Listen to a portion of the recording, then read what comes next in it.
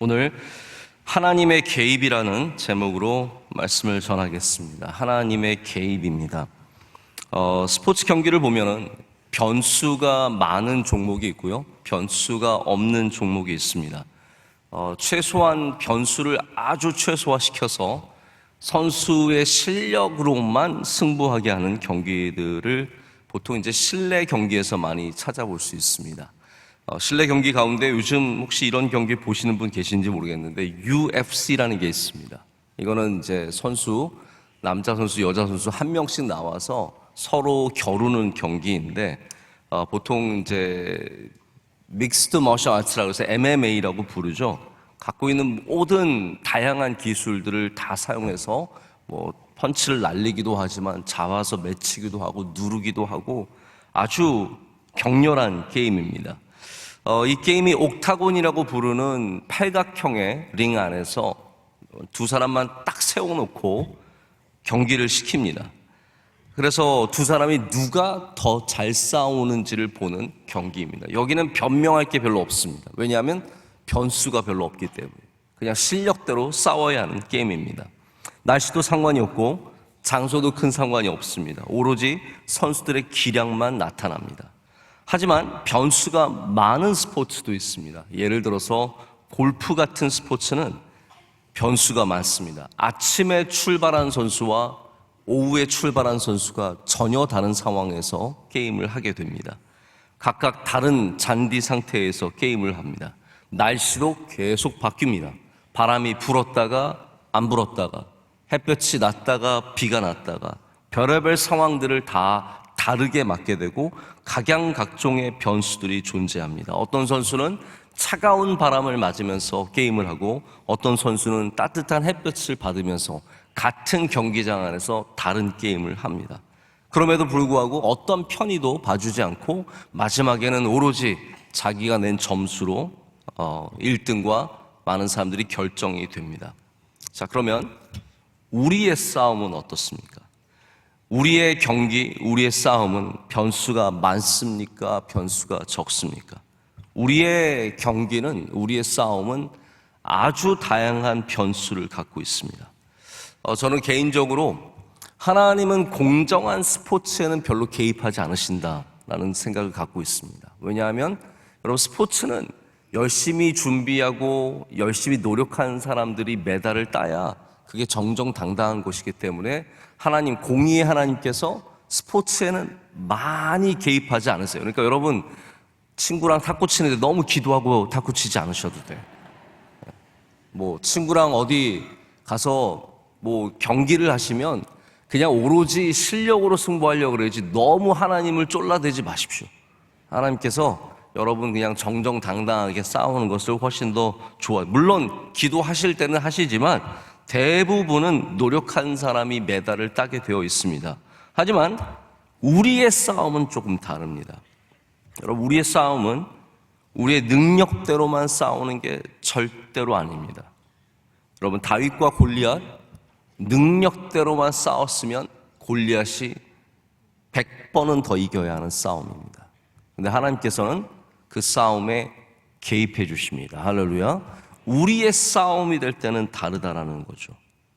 하나님께서 우리를 대신하여 싸워주시고 우리를 대신하여 일하여 주시고 누군가를 보내주시고 우리를 도와주시는 일들을 지금도 하나님께서는 행하고 계십니다. 이것이 우리가 갖고 있는 가장 좋은, 가장 놀라운, 가장 아름답고 복된 변수입니다. 제가 성경적으로 말씀을 드리자면 하나님은 우리의 싸움에 개입하십니다. 할렐루야. 제가 왜 이렇게 담대하게 여러분께 말씀을 드릴 수 있냐 하면 오늘 말씀의 상황이 그렇고 다윗의 상황이 그렇기 때문입니다. 하나님께서 질 수밖에 없는 이 싸움, 다윗이 압살롬에게 이미 꺾여서 다시는 돌아올 수 없는 이 싸움에 개입해 주십니다. 이것이 하나님의 은혜입니다. 지금 모든 상황으로는 다윗이 압살롬을 다시 이길 수 있는 방법이 없습니다. 압살롬은 예루살렘을 차지했습니다. 다윗은 도망가기 지금 급급합니다. 아무리 노력해봤자 다윗과 지금 함께 할 수 있는 병사들이 몇 명이 되겠습니까? 물론 다른 곳에서 사람들을 모으는 것도 가능하겠지만 다윗이 왕으로 있을 때나 가능한 일이었고 지금은 도망가는 처지의 이 나이 먹은 왕이 과연 이길 수 있는 확률은 얼마나 됩니까? 우리는 늘 확률의 게임을 듣습니다. 병이 걸리시면, 암이 걸리면 꼭 의사들이 몇 퍼센트 5년 후에 생존율을 말해줍니다. 항암 치료를 받으면 몇 퍼센트 생존율이 있다고 얘기를 합니다. 여러분, 우리가 이길 수 없는 게임들, 이길 수 없는 싸움들이 이 세상에 얼마나 많습니까? 내 힘으로, 내 능력으로, 내가 가진 것으로 절대로 이길 수 없는 것들이 많지만 여러분, 그 싸움에 하나님이 개입하심을 기도하셔야 됩니다.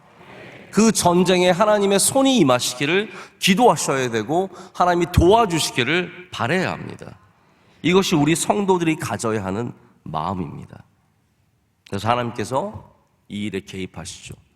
그래서 후세를 하나님께서 예루살렘에 보내주시고 또한 압살롬의 신임을 얻게 하시고 그리고 아히도벨의 모략을 무력화시키셔서 나중에 다윗이 들어올 수 있는 길을 활짝 열어주십니다. 여러분, 이거는 그냥 우연히 일어난 일인 것 같고 각 개인의 역량대로 일어난 일인 것 같지만 절대로 그렇지 않습니다. 자, 그 말씀을 오늘 드리고자 하는 겁니다. 우리는 이미 그리고 그 전에 다윗의 삶에 하나님께서 이미 많이 개입하셨다는 것을 봤습니다. 자, 여러분의 인생에 하나님이 개입하셨습니까? 안 하셨습니까?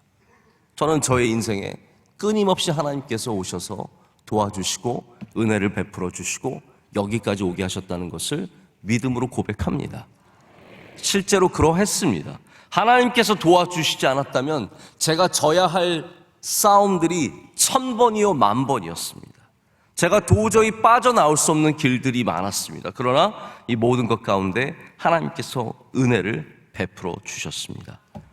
아까도 말씀드렸지만 골리앗과의 싸움 하나님이 개입해 주셨습니다. 블레셋과의 싸움 하나님께서 개입해 주셨습니다. 사울과의 싸움에 하나님께서 개입해 주셨습니다. 그리고 이제는 하나님께서 압살롬과의 싸움에도 개입해 주셔서 은혜를 베풀어 주십니다.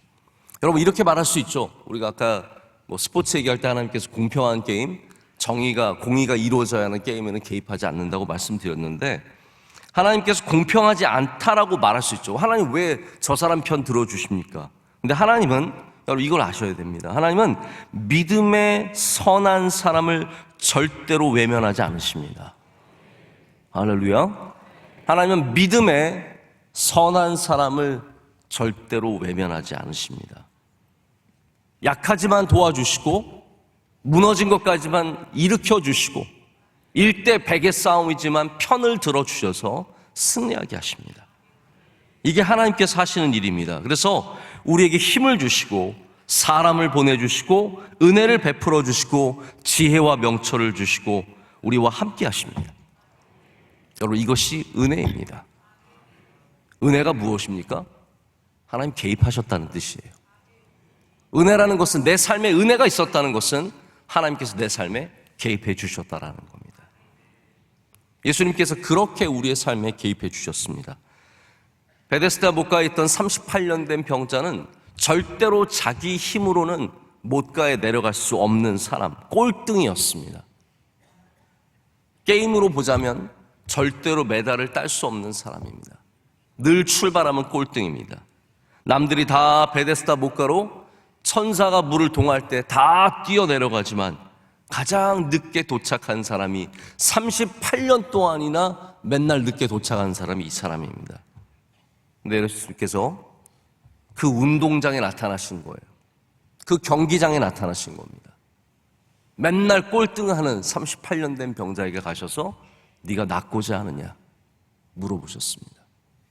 우리는 내가 열심히 살아야만 1등할 수 있다고 생각했고 내가 열심히 뛰어야만 1등한다고 생각했고 내가 뛰지 못하면 나는 저 메달을 절대로 딸 수 없다고 생각했는데 예수님께서 그 운동장에 나타나셔서 네가 낫고자 하느냐, 네가 이기고자 하느냐, 네가 승리하고자 하느냐 물어보십니다. 여러분, 그렇게 물어보실 때 네, 주님, 제가 낫기를 원합니다. 승리하기를 원합니다. 기도하셔야 합니다. 고백하셔야 합니다. 예수님께서 가장 늦게 뛰고 있는 38년 된 병자를 부르셔서 그를 고쳐주셨습니다. 그게 개입의 은혜입니다. 우리의 삶에 오시죠. 개입의 은혜는 여러 가지 은혜가 있지만 오늘 우리가 발견한 은혜는 첫 번째는 완벽하지 않은 작전이 성공하게 하시는 은혜입니다. 완벽하지 않은 작전이 성공하게 하시는 은혜입니다. 여러분, 하나님께서 우리의 삶에 개입해 주시면 우리의 결코 완벽하지 않은 삶도 승리할 수 있습니다. 오늘 말씀을 보면은 후세가 압살롬을 속이고 압살롬을 설득했습니다. 친구인 다윗을 버리고 예루살렘에 와서 아들인, 그렇지만 지금은 왕인 압살롬을 내가 충성하고 섬기겠습니다의 말을 압살롬이 이해하고 받아들이게 됩니다. 근데 여러분, 우리가 그냥 말씀을 그냥 읽으면 그런가 보다 하지만 이거를 거꾸로 한번 생각해 보세요. 이거를 믿기가 쉽습니까? 여러분이라면 지금 어제까지 친구로 지냈던 사람이 나와 함께 하겠다고, 적인 나와 함께 하겠다고, 내가 다 도와주겠다고 하면 그게 금방 믿어질 수 있습니까? 근데 신비하게도 압살롬이 그럴 수 있지 라고 하고 받아들였다라는 거예요. 다윗의 친구였던, 가까운 친구였고 다윗의 모략가였던 후세를 받아들이게 됩니다. 후세가 충성을 표하는 말들을 이런 말 저런 말 다 했습니다. 이거를 다 받아들였습니다. 저는 여기부터 그냥 인간의 역사가 아니라 하나님의 역사라고 분명하게 믿습니다. 하나님께서 도와주신 거예요.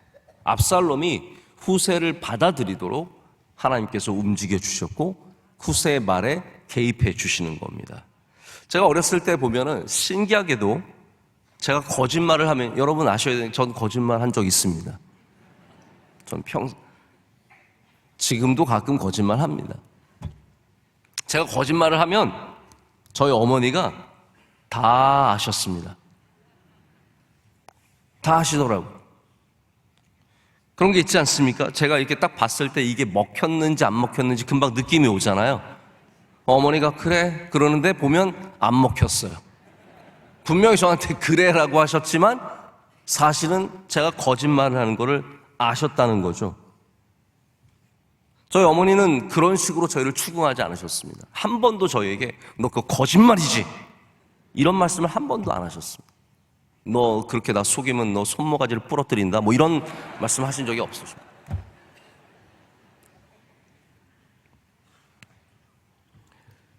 그럼 지금 생각해 보니까 다 알고도 속아주신 거예요. 왜냐하면 제가 아빠가 돼 보니까 아이들이 거짓말하면 다 알겠더라고요. 아이들이 와가지고 아빠 나 안 했어요 그러는데 눈동자가 흔들리고 있어요. 이거 누가 했어요 그러는데 느낌이 서로 동의하지 않아요. 이게 다 웬만하면 아이들이 거짓말하면 다 압니다. 저는 세상에서 가장 거짓말을 못하는 사람과 살고 있습니다.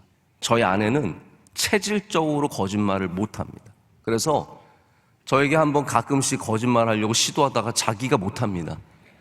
왜냐하면 자기가 말하다가 막 눈이 흔들리고 막 말을 더듬고 그러다가 결국은 못하죠. 제가 그래서 늘 칭찬하고 축복해 주는데 당신은 사모의 심장을 가졌다. 여러분, 심장이 중요한 거예요. 우리가 도덕적으로 사는 것도 참 중요하지만 여러분의 심장이 그리스도인의 심장이 되어야 합니다. 그러면 내 심장이 못하게 해요. 콩닥콩닥 뛰어가지고 그 짓을 못하는 거예요. 그거를 못하는 거예요. 그게 진짜 그리스도인의 복이죠. 여러분, 후세가 얼마나 잘 속였을까요? 완벽하게 속여서 압살롬이 속은 것일까요? 아니면 하나님께서 압살롬이 속도록 도와주셔서 속은 것이겠습니까?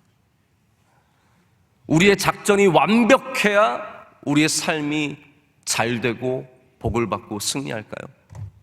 여러분들이 완벽하게 연기하고 완벽하게 계획하고 아이들의 삶을 착착착착 맞춰서 대학교 들어가는 것까지, 시집 장가 가는 것까지 여러분이 완벽하게 짜주면 그들의 인생이 잘 되겠습니까? 여러분, 우리의 플랜, 우리의 인생의 경영이 완벽해야 우리가 성공하는 게 아닙니다. 우리가 몇 살에 뭐 하고 자격증을 어떻게 따고 올해는 무슨 일을 하고 이런 것들이 다 이루어져야만 성공하는 것도 아닙니다. 싸움에 이기는 것도 아닙니다. 여러분, 우리의 작전이 완벽하지 못할지라도, 우리의 계획이 완벽하지 못할지라도 하나님이 도와주셔야 우리 인생이 잘 되는 줄로 믿습니다. 하나님이 여러분의 삶을 도와주셔야 합니다. 완벽하지 않은 그 연기를 도와주셔야 하고, 완벽하지 않은 그 길을 도와주셔야 하고, 완벽하지 않은 우리 삶에 찾아와 주셔야 우리가 인생을 살게 된다는 것이죠. 그래서 성경에서 뭐라고 하고 있습니까? 전도서 9장 11절에 이렇게 말씀합니다. 내가 다시 해 아래서 보니 빠른 경주자들이라고 선착하는 것이 아니며 용사들이라고 전쟁에 승리하는 것이 아니며 지혜자들이라고 음식물을 얻는 것도 아니며 명철자들이라고 재물을 얻는 것도 아니며 지식인들이라고 은총을 입는 것이 아니니 이는 시기와 기회는 그들 모두에게 임함이니라. 아멘. 아무리 작전을 짜도, 아무리 몸이 건강해도, 아무리 지혜와 명철이 많아도 우리가 계획대로 안 되는 것이 인생입니다. 하나님이 우리의 삶에 오늘도 은혜 베풀어 주시기를 기도해야 합니다. 다윗의 삶에 있었던 것은 완벽한 작전이 아닙니다. 다윗의 삶에 있었던 것이 능력이 아닙니다. 하나님의 함께 하심입니다. 하나님의 은혜입니다. 그것이 그의 삶을 도와주었고 승리하게 하고, 그리고 이 압살롬의 전쟁에서도 마침내 돌아가는 은혜를 허락합니다. 다시 말씀드립니다. 후세가 연기를 잘하면 얼마나 잘했겠습니까? 이거 눈치채려면 금방 눈치채서 바로 목을 칠 수 있는 일입니다. 너 그따위 수작 부리지 말아라. 난 너 필요 없다. 아히도벨이 있다. 여러분, 나중에 16장의 마지막 절을 보면 아히도벨이 얼마나 위대했던 사람임을 보게 됩니다. 한번 보실까요? 성경 열고 계시면 우리 다 함께 23절 말씀, 16장 23절 말씀 다 함께 읽겠습니다. 그때의 아히도벨이 베푸는 계략은 사람이 하나님께 물어서 받는 말씀과 같은 것이라. 아히도벨의 모든 계략은 다윗에게나 압살롬에게나 그와 같이 여겨졌더라. 아멘. 저희가 다음 주는 3월 특별 새벽 집회이기 때문에 이 말씀을 드리지 못하는데, 그 다음 주에 제가 이 말씀을 드리려고 좀 생각 중입니다. 아히도벨이 얼마나 전략이 뛰어났으면 그들에게 뭐라고 오늘 표현하냐면 하나님의 말씀과 같았다라고 얘기하고 있습니다. 후세가 얼마나 뛰어난 사람인지 당연히 뛰어난 사람이겠지만 이 정도로 표현되어 있지 않습니다. 압살롬은 이미 아히도벨이 있습니다. 그럼에도 불구하고 압살롬이 후세를 받아들인 것은 다윗이 완벽한 작전을 짰기 때문이 아니라 이 어설픈 일에 하나님이 은혜를 베풀어 주셨기 때문입니다. 여러분, 어설퍼도 기도하는 사람이 승리하는 겁니다. 완벽해 보여도 기도하지 않으면 교만해서 나가 떨어지게 되어 있습니다. 여러분의 인생의 계획이 좀 어설퍼 보이죠? 내가 이래서 뭘 할 수 있을까? 우리가 이렇게 계획 대충 해서 살 수 있을까? 아닙니다. 여러분, 그 어설픈 계획을 갖고 하나님께 기도하십시오. 하나님께서 그곳에 함께 해주시고 은혜를 베풀어 주시고 승리의 길로 인도해 주실 줄로 믿습니다. 두 번째는 하나님이 대신 싸워주심이 은혜입니다. 보통 두 번째 하면 세 번째도 있는 걸로 생각하시겠지만 오늘은 두 번째가 끝입니다. 네. 하나님이 대신 싸워주심이 은혜입니다. 할렐루야. 자, 제가 첫 번째 말씀드린 것은 완벽하지 않은 작전이 성공하는 것이 은혜다라고 말씀드렸고요. 하나님이 대신 싸워주시는 것이 또 다른 은혜입니다. 후세는 다윗 대신 예루살렘 성에 남아서 다시 이 성을 되찾는 중요한 역할을 감당합니다. 자, 이 전쟁을 보십시오. 이 싸움을 보면은 다윗이 다 잘해서 승리한 싸움이 아닙니다. 다윗이 지혜를 갖고, 다윗이 명철을 갖고, 다윗의 힘으로 승리한 싸움이 아니라 하나님께서 수많은 사람을 붙여주시고 그들로 하여금 하나님의 은혜로 말미암아 승리하게 하신 싸움입니다. 여러분, 그래서 하나님이 대신 싸워주셨다라고 해도 과언이 아닌 전쟁이 바로 다윗과 압살롬의 전쟁입니다.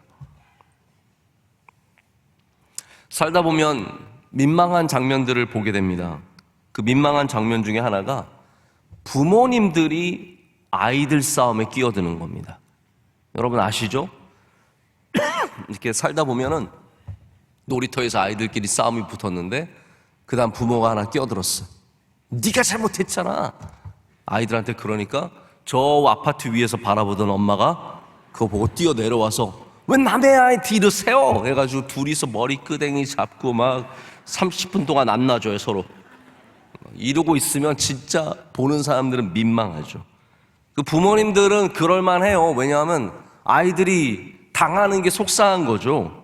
그런데 부모들이 원래 싸움에 끼어들면 안 되죠. 자, 그런데 엄밀히 말하자면 우리의 아버지 하나님은 우리의 싸움에 끼어들어 주십니다. 가만히 보고 계시지 않습니다. 절대로 가만히 보고 계시지 않습니다. 하나님의 아들이, 하나님의 사람이 당하는 것을 하나님은 절대로 기뻐하지 않으십니다. 하나님께서 그 싸움에 기꺼이 끼어들어 주셔서 우리를 대신하여, 우리를 위하여 싸워주십니다. 그래서 이 연약한 다윗이 골리앗 앞에 섰을 때 하나님께서 골리앗 이기게 하시는 것이고, 소년 같은 다윗이 궁궐에 들어가 사울에게 미움을 받고 고난을 당할 때 하나님께서 다윗을 도와주시는 거고, 많은 대적인 블레셋, 거대한 군대인 블레셋을 만났을 때 하나님께서 다윗을 도와주시고, 아들에게 버림받고 반역의 아픔 속에 도망가는 다윗을 하나님께서 불쌍히 여겨주시는 거죠. 여러분, 우리의 적이 크고 강할 때, 우리의 싸움이 어려울 때 우리는 하나님께서 우리를 위해 싸우신다는 사실을 기억해야 할 줄로 믿습니다. 우리 성경은 대속적인 개념이 강하죠. 대신입니다. 내가 의로운 것이 아니지만 우리가 예수 그리스도를 구주로 시인함으로 말미암아 구원을 얻습니다. 할렐루야. 우리는 의롭지 않지만 예수님을 믿음으로 구원에 이른다라는 거죠. 주님께서 우리 대신 죽으셨고 부활하셨습니다. 대신 얻는 은혜는 성경의 기본적인 개념입니다. 하나님께서 우리 대신 싸워주시고 우리 죄 많은 우리를 위해서 은혜를 베풀어 주시고 대신 죽으시고 대신 사신 이 모든 것들이 바로 하나님이 어떠한 일을 하시는지를 우리에게 보여주고 있습니다. 제가 말씀을 맺겠습니다. 오늘은 중학생들 또 수련회고 제가 아예 어제 마음을 먹었어요. 오늘 중학생들 많이 나오는데 잘 보이자. 잘 보이자. 그러면 여러분, 목사가 어떻게 중학생들한테 잘 보일 수 있겠습니까? 은혜의 말씀을 열심히 전하면 잘 보일 수 있을까요? 아닙니다. 빨리 끝내기만 하면은 잘 보이는 겁니다. 말씀을 맺겠습니다. 우리의 상황, 우리의 작전, 우리의 능력 다 완벽하지 않습니다. 여러분 중에 완벽한 분 계십니까? 완벽한 상황에, 완벽한 능력에, 완벽한 작전을 가지고 계신 분 계십니까? 그런 분들은 더 기도하셔야 됩니다. 우리가 완벽하지 않지만 하나님께서 우리와 함께 하시면 후세를 보내주시고 아히도벨의 모략을 무너뜨려 주시고 하나님께서 다양한 방식으로 우리의 삶에 개입해 주셔서 우리를 승리의 길로 틀어주십니다. 도저히 이길 수 없는 운동장에서 도저히 이길 수 없는 적들과 싸울 때 하나님께서 우리를 기가 막히게 도와주시는 거예요. 성도는 기가 막힌 경험들이 있어야 합니다. 기가 막히는구나. 어떻게 이렇게 될 수 있을까? 이게 하나님이 역사하시는 방식이기 때문입니다. 하나님께서 함께 하셨기 때문에 후세의 어색한 연기에도 모든 자리를 굳게 잡을 수 있었고, 의심을 피할 수 있었고, 마침내 압살롬의 마음도 얻게 되었습니다. 오로지 하나님의 은혜입니다. 연약한 우리에게도 그런 은혜가 함께 하시기를 간절히 소망합니다. 또한 우리도 누군가 저 운동장에서 연약하여서 이길 수 없는 사람들을 돕는 사람들이 되어야 할 줄로 믿습니다. 저 사람은 이길 수 없어요. 저 사람은 이 삶 가운데 승리할 수가 없어요. 그럴 때 우리는 그들의 편이 되어주고 그들을 불쌍히 여기고 그들을 위해 함께 싸울 때 하나님께서 우리의 모습을 통해서 영광을 받으시고 또한 그리스도의 은혜가 그들 가운데에게도 전해질 줄로 믿습니다.